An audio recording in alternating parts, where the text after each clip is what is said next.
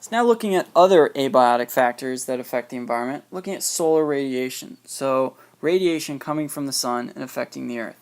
And the first thing we talk about is albedo. And albedo is how sunlight is reflected off of the earth. And different parts of the earth have different values of albedo. Which area of the earth do you think has the highest albedo, or has the highest amount of solar radiation being reflected off the earth? Yeah, if you said the poles, you're correct. And the poles because they're white. And white things reflect what light? They reflect all colors of light. So the poles reflect the most. Areas that are darker tend to reflect less. Alright, you also have temperature and changes with latitude.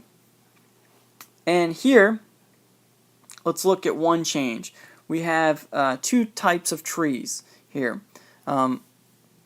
Where do you think that you find each type of these trees on our Earth? At what latitude? In latitude, we're talking about the different latitudes on Earth. What about this one here? Yeah, this one you will find more at the equator. And the reason why you find this more at the equator, and how you can tell, is all the leaves are at the top of the tree. Therefore, meaning that sunlight is coming in directly overhead. And sunlight comes in directly perpendicular to the equator. Whereas here, where do you think you'd find this one? Well, possibly the snow gives it away.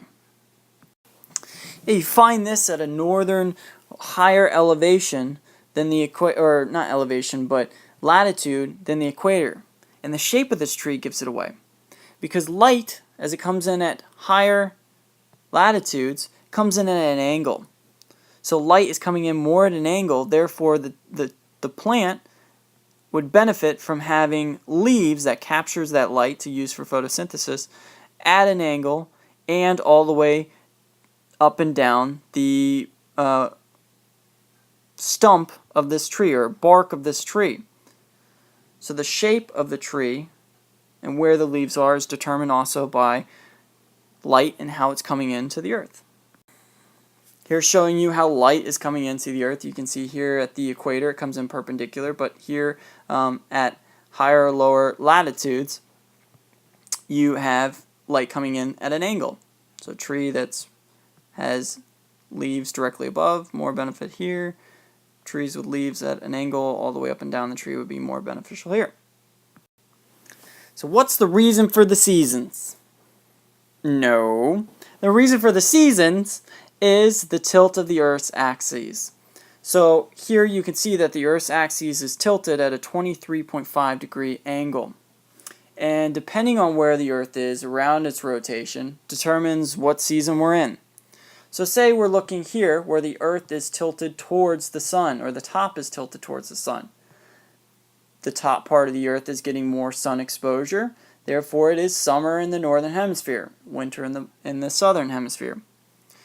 Here where the bottom is more pointed towards the sun, the southern hemisphere it's their summer, and northern it is our winter.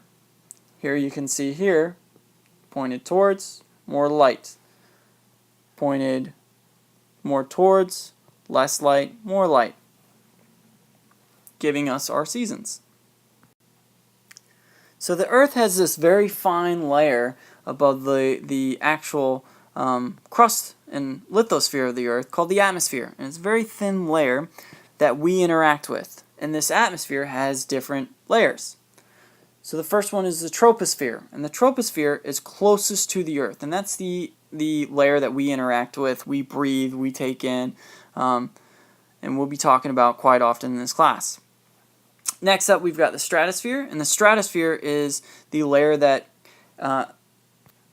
contains the beneficial ozone to prevent UV radiation from coming in. Going up higher, we have the mesosphere, thermosphere, and then exosphere.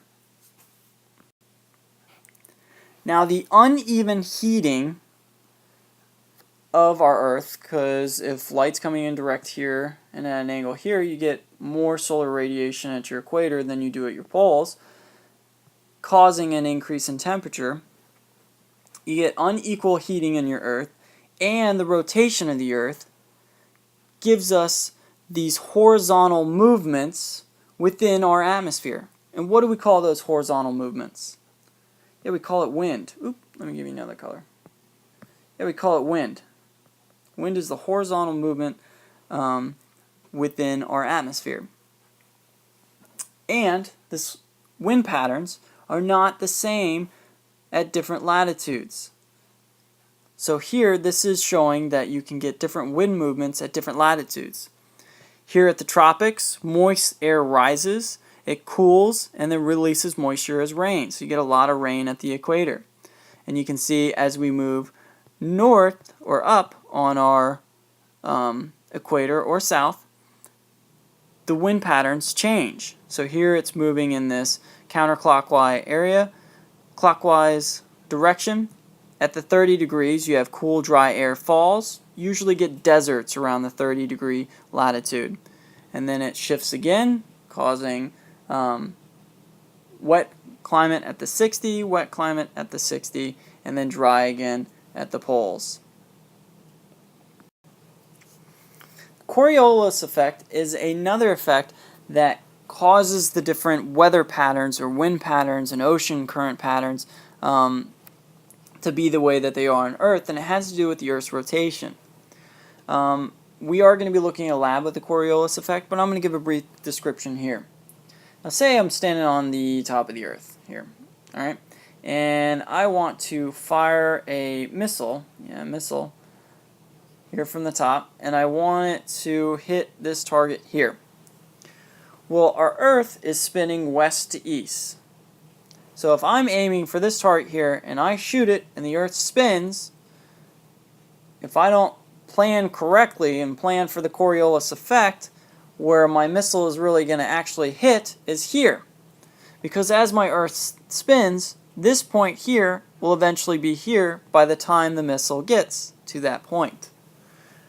And the Coriolis effect has an effect on wind patterns and ocean currents, and we will see and do a lab with this week and a couple videos.